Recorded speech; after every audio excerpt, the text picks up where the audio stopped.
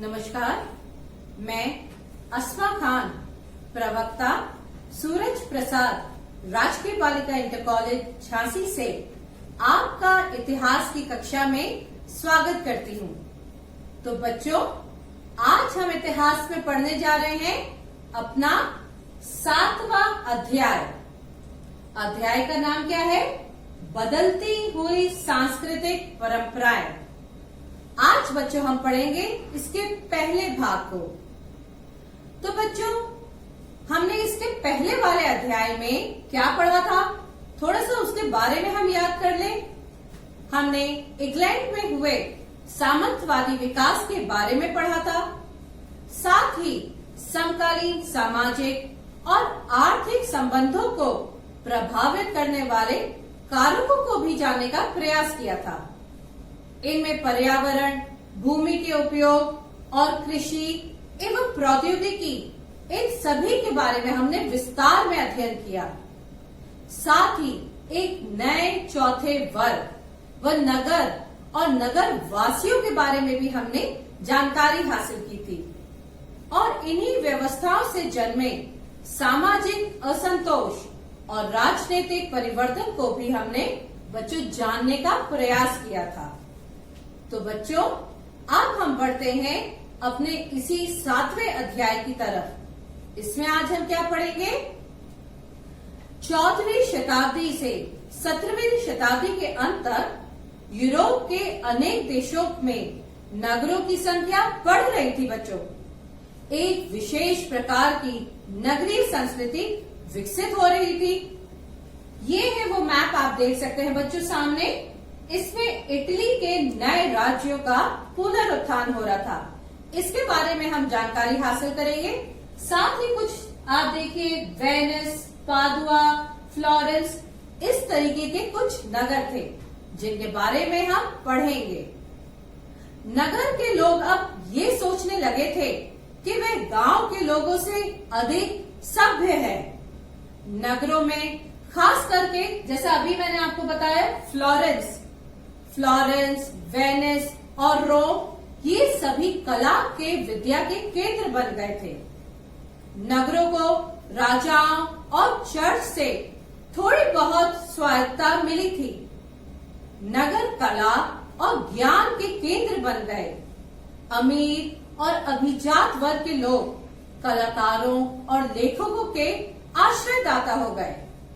इसी समय मुद्रण के आविष्कार से अनेक लोगों को, चाहे वे दूर दराज नगरों के या देशों में रहने वाले हों, उन सभी को अब छपी हुई पुस्तक यानी कि प्रिंटेड हुई बुक्स जो उपलब्ध होने लगी। यूरोप में इतिहास की समझ विकसित होने लगी और लोग अपने आधुनिक विश्व की तुलना यूनानी व रोमन प्राचीन दुनिया से करने लगे थे। और इसी समय बच्चों, इटली के नगरों में मानववादी संस्कृति पनपने लगी और साथ ही ये संस्कृति इस नए विश्वास पर आधारित थी कि व्यक्ति अपने बारे में खुद निर्णय लेने और अपनी दक्षता को आगे बढ़ाने में समर्थ है। ऐसा व्यक्ति आधुनिक था, यानी कि मॉडर्न था, जबकि मध्यकालीन मानव पर चर्च का नियंत्रण था। तो बच्चों, आइए अब हम देखते हैं अपने इस अध्याय के उद्देश्य के बारे में। इसमें हम बच्चों क्या जानेंगे? इस भाग की समाप्ति के पश्चात आप सभी छात्र छात्राएं निम्न बातों को समझने में सक्षम होंगे। इटली के नगरों के पुनरुत्थान को समझने का हम प्रयास करेंगे। विज्ञान और दर्शन में अरबियों के योगदान को समझेंगे कि किस तरीके से उन्होंने योगदान किया और आगे क्या हुआ। विश्वविद्यालय और मानवतावाद के बारे में भी हम जानने का प्रयास करेंगे। कला का और यथार्थवाद के बारे में भी हम जानेंगे बच्चों। साथ ही समकालीन वस्तुकला के बारे में भी हम पढ़ेंगे। तो आइए बच्चों, हम पढ़ते हैं अपनी पहली स्लाइड। इटली के नगरों के पुनरुत्थान के बारे में। पश्चिम रोम साम्राज्य के पतन के बाद इटली के राजनीतिक और सांस्कृतिक केंद्रों का भी पतन हो गया था।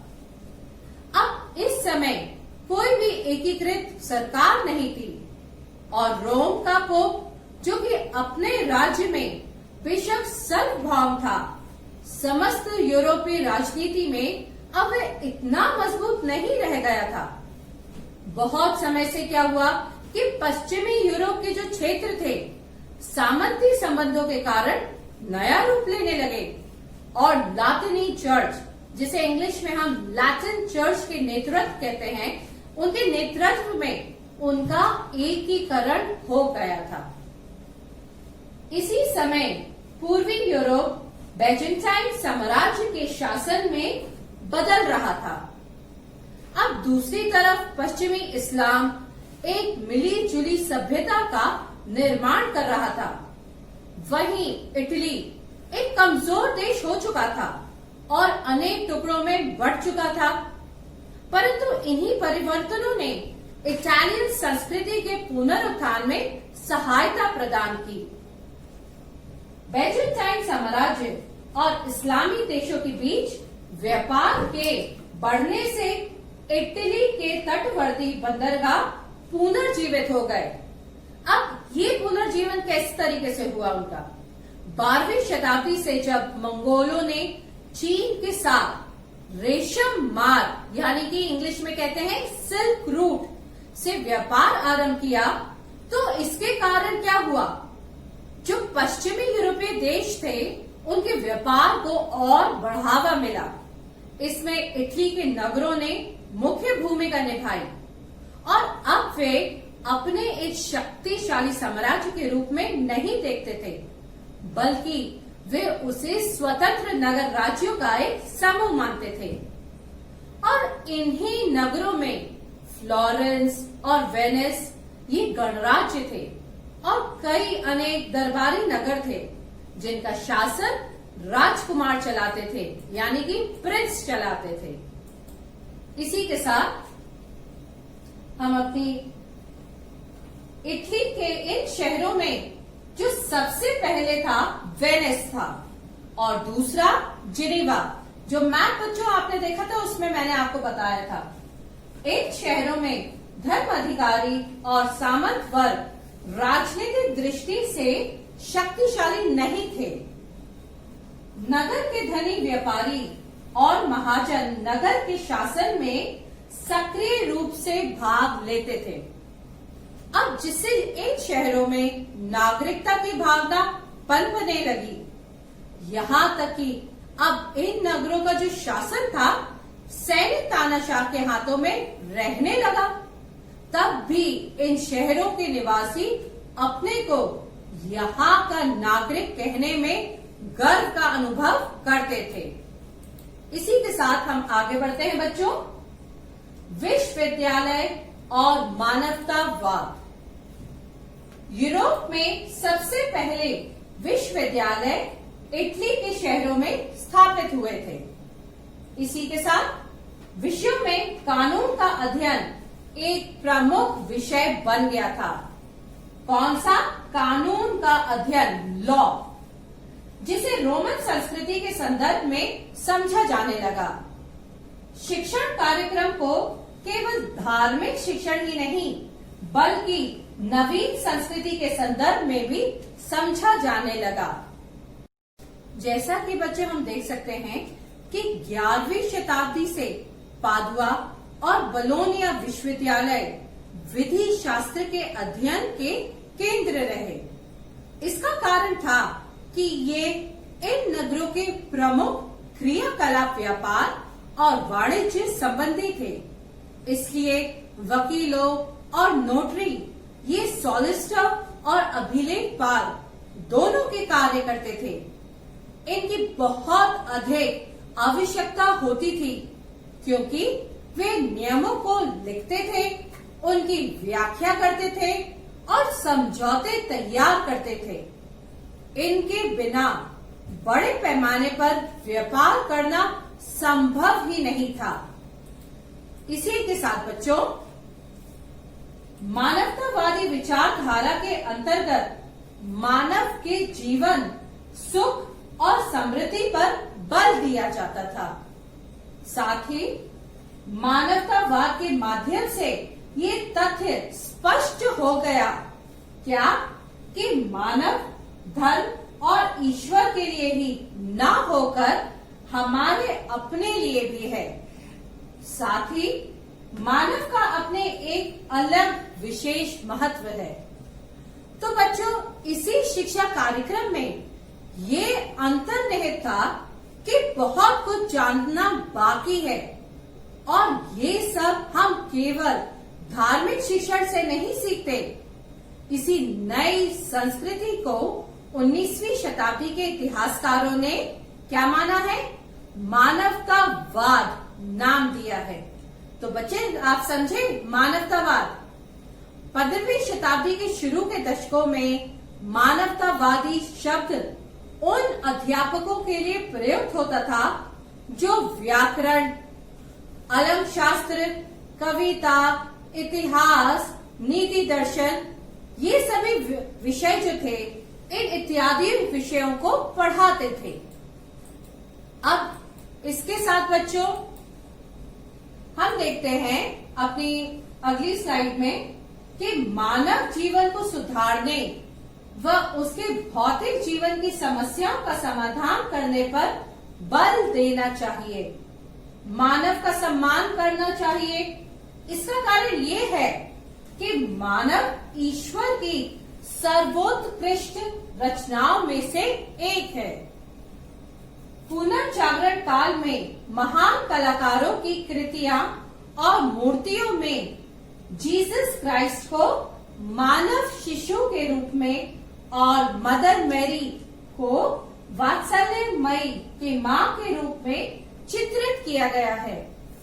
निसंदेह मानवतावादी रचनाओं में धार्मिक भावनाओं का रस पाया जाता है। तो बच्चों, इन क्रांतिकारी विचारकों ने अनेक विश्वविद्यालयों का ध्यान आकर्षित किया। इनमें नया स्थापित विश्वविद्यालय फ्लोरेंस भी था, जो पेट्रार्क का स्थायी नगर निवास था। इस नगर ने 13वीं शताब्दी के अंत तक व्यापार या शिक्षा के क्षेत्र में कोई विशेष तरक्की नहीं की थी, पर 15वीं शताब्दी में सब कुछ पूरी तरह बदल गया। किसी भी नगर की पहचान उसके महान नागरिकों के साथ साथ उसकी संपन्नता से भी बनता है। फ्लोरेंस की प्रसिद्धि में 2 लोगों का हाथ था। इनमें से एक व्यक्ति था दांते अलिघेरी, जो किसी धार्मिक संप्रदाय विशेष से संबंधित नहीं थे, पर उन्होंने अपनी कलम धार्मिक विषयों पर चलाई थी। और दूसरे व्यक्ति थे बच्चों कलाकार जोटो, जिन्होंने जीते जागते रूप चित्र बनाए। इसी के साथ बच्चों हम आगे बढ़ते हैं और देखते हैं इतिहास का मानवतावादी दृष्टिकोण ये क्या है। इसके पीछे यह मान्यता थी कि रोमन साम्राज्य के टूटने के बाद अंधकार युग शुरू हुआ। मध्यकाल जैसी संख्याओं का प्रयोग रोम साम्राज्य के पतन के बाद 1000 वर्ष की समय अवधि के लिए किया गया। साथ ही मानवतावादियों और बाद के विद्वानों द्वारा प्रयुक्त कालक्रम क्या था? 5 से 14 शताब्दी मध्य युग था। 5 से 9 शताब्दी अंधकार युग। बच्चों, ये सभी चीज आपको नोट करनी है, अपनी कॉपी में नोट करिएगा। 9 से 11 शताब्दी आरंभिक मध्य युग था और 11 से 14 शताब्दी उत्तर मध्य युग था। इसी के साथ 15वीं शताब्दी आधुनिक युग यानी कि मॉडर्न एरा जिसे कहा जाता है वो था। तो बच्चों, इसी क्रम में अब हम पढ़ते हैं विज्ञान और दर्शन में अरबियों का योगदान। पूरे मध्यकाल में ईसाई गिरजाघरों और मठों के विद्वान यूनानी और रोमन विद्वानों की कृतियों से परिचित थे, पर इन लोगों ने इन रचनाओं का प्रचार प्रसार नहीं किया। 14वीं शताब्दी में अनेक विद्वानों ने प्लेटो और अरस्तु के ग्रंथों से अनुभव को पढ़ना शुरू किया। इसके लिए वे अपने विद्वानों के ऋणी नहीं, बल्कि वे अरब के अनुवादकों के ऋणी थे, जिन्होंने अतीत की पांडुलिपियों का संरक्षण और अनुवाद सावधानी पूर्वक किया था।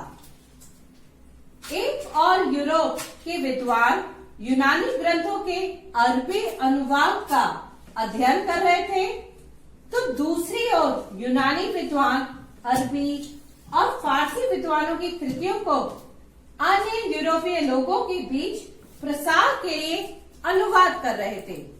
साथ ही मुसलमान लेखकों, जिन्हें इतालवी दुनिया में ज्ञानी माना जाता था, इनमें अरबी के हकीम और मध्य एशिया के बुखारा के दार्शनिक इब्न सिना और आयुर्विज्ञान विश्वकोश के लेखक अल राजी सम्मिलित थे।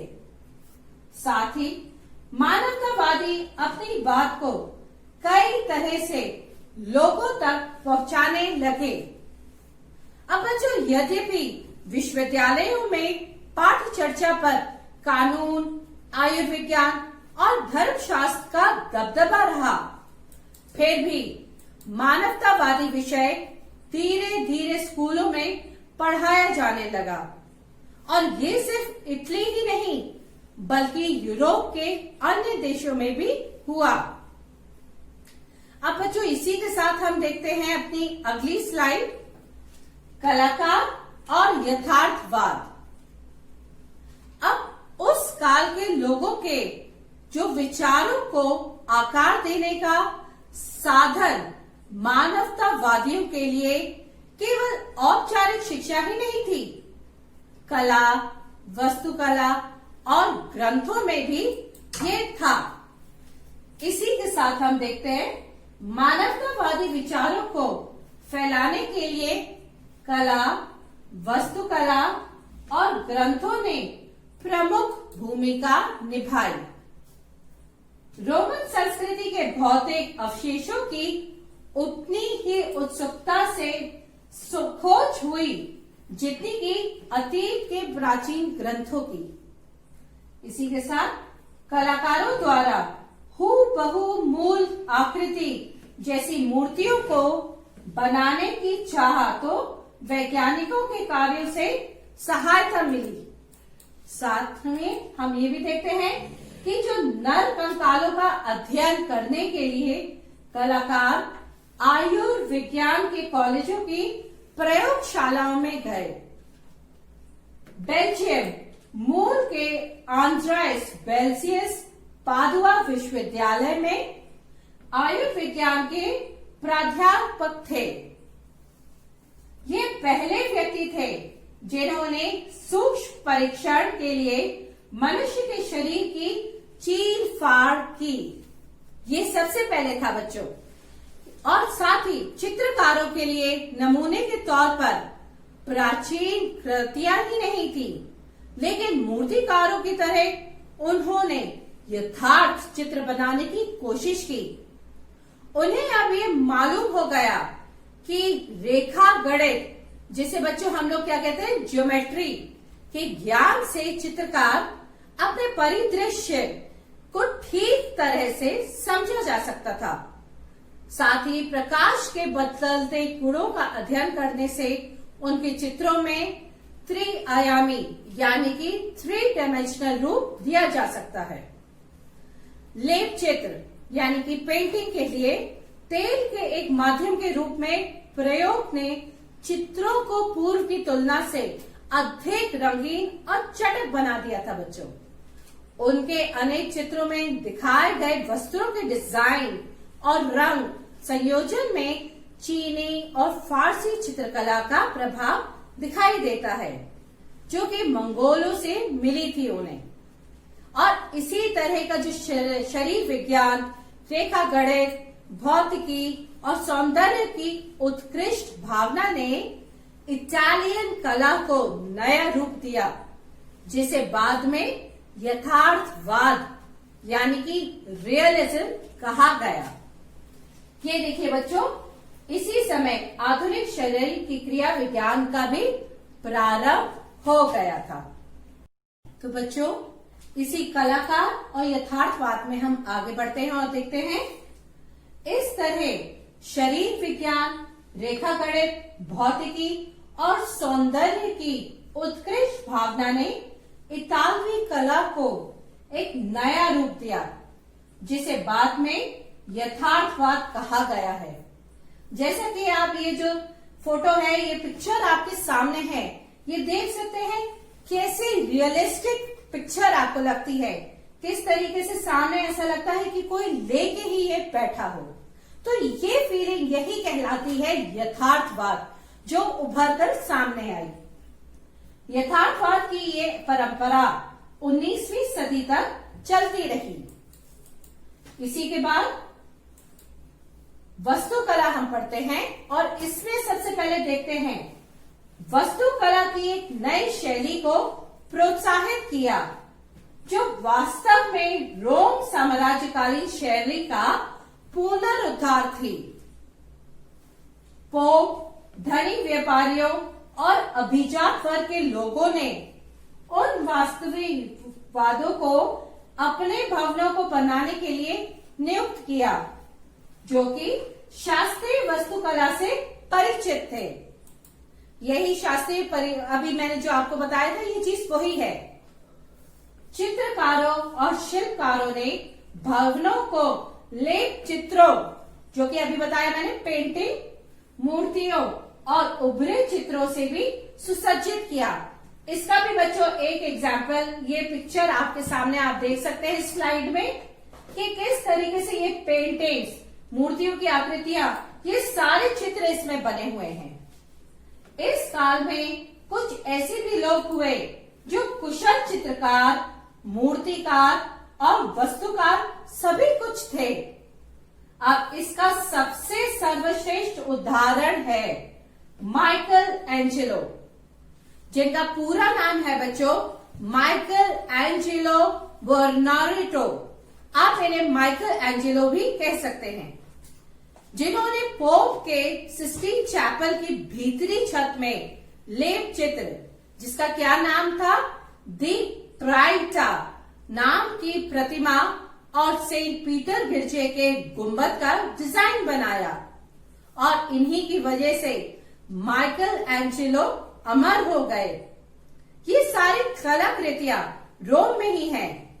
वास्तुकार फिलिपो ब्रुनेलेस्ची ये क्या कहते थे? इनका ये मानना था कि जिन्होंने फ्लोरेंस के भव्य गुंबद कौन सा, जो डोम, पहले भी हमने आपको बताया इसके बारे में, का परिरूप प्रस्तुत किया था, उन्होंने अपना पेशा एक मूर्तिकार के रूप में शुरू किया। और इसी काल में एक और अनोखा बदलाव आया। वो क्या था? अब कलाकार की पहचान उसके नाम से होने लगी, न कि पहले की तरह उसके संघ या श्रेणी या गिल्ड के नाम से जो होती थी, बजाय अब उसके नाम से होने लगी। अब बच्चों, हमारा ये अध्याय का पहला भाग पूरा हो जाता है। तो हमने इस भाग में क्या पढ़ा, इसको भी हम संक्षेप में देख लें। हमने इस भाग में इटली के नगरों के पुनरुत्थान के बारे में पढ़ा। विज्ञान और दर्शन में अरबियों के योगदान को हमने समझा। विश्वविद्यालय और मानवतावाद के बारे में भी हमने जानने का प्रयास किया। कलाकार और यथार्थवाद के बारे में भी हमने समझा। समकालीन वास्तुकला को भी हमने बच्चों जानने का प्रयास किया। तो जैसा कि बच्चों अब हम जो प्रश्न आते हैं एग्जाम में, उसको भी हम देख लें, समझ लें कि कैसे प्रश्न आएंगे और किस दिशा में उसका उत्तर होना चाहिए। उसके लिए मैं एक एग्जाम्पल लेके आई हूं बच्चों।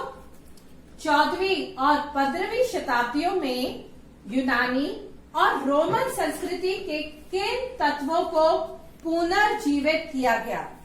ये बच्चों अभी आपने देखा और समझा। आप लिख सकते हैं। एक एग्जाम्पल समझ लीजिए कैसे हमें पढ़ना है आगे। 14वीं और 15वीं शताब्दियों में यूनानी और रोमन संस्कृतियों व सभ्यताओं को पुनः जीवित करने का प्रयत्न किया गया। यूरोप में हुए परिवर्तन का प्रभाव यूनान और रोम संस्कृतियों पर भी पड़ा। 14वीं और 15वीं शताब्दी में आम जनता के मन में यूनानी व रोमन संस्कृतियों के अध्ययन के प्रति अनेक जिज्ञासाएं उत्पन्न हुई। कारण क्या था? कारण ये था कि अब शिक्षा व वाणिज्य में काफी प्रगति हो गई। यूनानी और रोमन संस्कृति व सभ्यता से प्रभावित होकर मानव को ईश्वर की सर्वोत्कृष्ट रचना माना गया और उनकी अनेक चित्रकारों एवं मानव से संबंधित विषयों पर अपनी रचनाएं व चित्रकारियां की। इसके अतिरिक्त दार्शनिक व तर्कवाद की प्रवृत्ति से भी प्रभावित होकर अन्य वैज्ञानिकों ने आविष्कार किए और लोगों को मध्यकाल के अंधकार से बाहर निकालने का भी प्रयास किया। कई रूढ़ियों, अंधविश्वासों का पर्दाफाश यूनानी व रोमन तर्कवाद के माध्यम से किया गया। आत्मा और परमात्मा को छोड़कर लेखकों, पत्रकारों का प्रतिपाद मानव बन गया। उसके भौतिक जीवन की समस्याओं व उससे छुटकारा पाने की ओर अनेक विद्वानों ने अपने अपने सिद्धांत प्रतिपादित किए और इसके साथ साथ अनेक व्यापारिक मार्गों की खोज के फलस्वरूप यूरोप व अन्य देशों की संस्कृतियों का पता चला और सभ्यताओं के सभी आवश्यक सांस्कृतिक तत्व पुनर्जीवित हुए। तो बच्चों ये था आपका आंसर। जो प्रश्न मैंने आपको बताया था उसका किस तरीके से आपको आंसर देना है। अब हम इस अध्याय का पहले भाग का निष्कर्ष भी जान लें। अध्याय के इस भाग से हमें ये निष्कर्ष निकाला है कि किस तरह नगरों के सशक्तिकरण से नगरों का उत्थान हुआ और शैक्षणिक विकास के माध्यम से मानवतावादी दृष्टिकोण के परिप्रेक्ष्य में एक आधुनिक युग का विकास हुआ जो कि 19वीं शताब्दी तक निरंतर रहा। साथ ही विज्ञान, दर्शन और वास्तुकला शिक्षा की विभिन्न शाखाओं को नया रूप दिया जिसे बाद में क्या कहा गया? यथार्थवाद कहा गया। तो ये था बच्चों इस अध्याय के पहले भाग का निष्कर्ष। अब हम देखते हैं गृह कार्य हमें क्या करना है। हमने पूरा पाठ अच्छे से पढ़ लिया है बच्चों, समझ लिया है। आपका होमवर्क अब क्या है? आपको घर में बैठ के एक बार इसको दोहराना है। इसके जो भी इंपॉर्टेंट पॉइंट्स मैंने आपको बताए थे वो आपको लिखना है। एक प्रश्न मैंने आपको दे दिया है। 14वीं और 15वीं शताब्दियों में यूनानी और रोमन संस्कृतियों के किन तत्वों को पुनर्जीवित किया गया? ये क्वेश्चन का आंसर मैंने आपको अभी जो बताया वो आपको एज इट इज लिख के समझना है। इसी तरीके से एक प्रश्न मैं आपको दे रही हूं जो आपको खुद लिखना है। इतिहास के मानवतावादी दृष्टिकोण को समझाइए एवं विज्ञान और दर्शन में अरबों के योगदान को स्पष्ट कीजिए। तो बच्चों ये प्रश्न का आंसर आपको लिखकर दिखाना है, अगली क्लास के लिए लेके आना है, रेडी रहना है। और साथ ही अब हमें आगे वाले भाग में क्या पढ़ना है ये हम जान ले बच्चों। आगे वाले आने वाले भाग में हम प्रथम मुद्रित पुस्तकों के बारे में पढ़ेंगे, साथ ही मनुष्य की नई संकल्पना को समझेंगे एवं महिलाओं की आकांक्षाओं के बारे में भी पढ़ेंगे। साथ ही ईसाई धर्म के अंतर्गत हुए वाद विवाद को पढ़ेंगे और उससे क्या निष्कर्ष, क्या क्रांति आई है उसके बारे में हम जानेंगे बच्चों। तो बच्चों मैं आशा करती हूँ आज का ये भाग आपको अच्छे से समझ आ गया होगा। आपने पढ़ लिया होगा तो आप घर पर रहिए, सुरक्षित रहिए और निरंतर ऐसे पढ़ते रहिए। Thank you.